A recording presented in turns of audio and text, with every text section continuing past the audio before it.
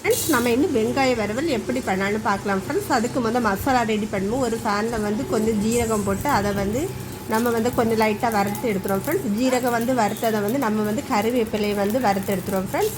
கருவேப்பிலை வந்து கொஞ்சம் வதங்கினதும் கொஞ்சம் தேங்காய் துருவல் போட்டு அதையும் கொஞ்சம் வறுத்து எடுப்போம். அது வறுத்ததை வந்து நம்ம வந்து கொஞ்சம் மிளகுத்தூள் வந்து ஆட் பண்ணுவோம் ஃப்ரெண்ட்ஸ். ஏன்னா வந்து உள்ளிலே வந்து கொஞ்சம் எரிப்பு இருக்குது, அதனால் கொஞ்சம் மிளகாய்த்தூள் ஆட் பண்ணிச்சு இதை ஆற வச்சிடலாம் ஃப்ரெண்ட்ஸ். இப்போ வந்து நம்ம இது வந்து ஆற வச்சு நம்ம வந்து மிக்ஸி ஜாரில் போட்டு கொஞ்சம் குறைன்னு அரைச்சி எடுத்துடலாம் ஃப்ரெண்ட்ஸ். இப்போ வந்து ஒரு பேனில் வந்து எண்ணெய் விட்டு கடுகு போட்டுருக்கேன்.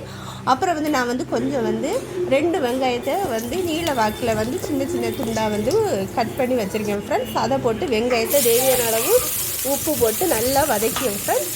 வெங்காயம் வந்து நல்லா வதங்கட்டு வெங்காயம் வந்து வதங்கினதை வந்து நம்ம வந்து இன்னும் மிக்சியில் வந்து அரைச்சி வச்சு அந்த மசாலையை வந்து ஆட் பண்ணால் வந்து சூப்பரான வந்து வெங்காய வறுவல் வந்து ரெடி ஃப்ரெண்ட்ஸ். நம்ம வீட்டில் வந்து எதுவுமே இல்லை, வறுவல் பண்ண எதுவுமே இல்லைன்னா இந்த வெங்காயத்தை எடுத்து நம்ம உடனே வந்து சிம்பிளாக இப்படி வந்து ஒரு வறுவல் பண்ணலாம் ஃப்ரெண்ட்ஸ்.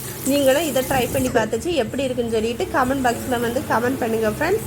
அப்புறம் வந்து ஃபஸ்ட் டைம் என்னுடைய சேனலை பார்க்கிறதா இருந்தால் மறக்காமல் சேனலை சப்ஸ்கிரைப் பண்ணி சப்போர்ட் பண்ணுங்கள் ஃப்ரெண்ட்ஸ். தேங்க்ஸ் ஃபார் வாட்சிங்.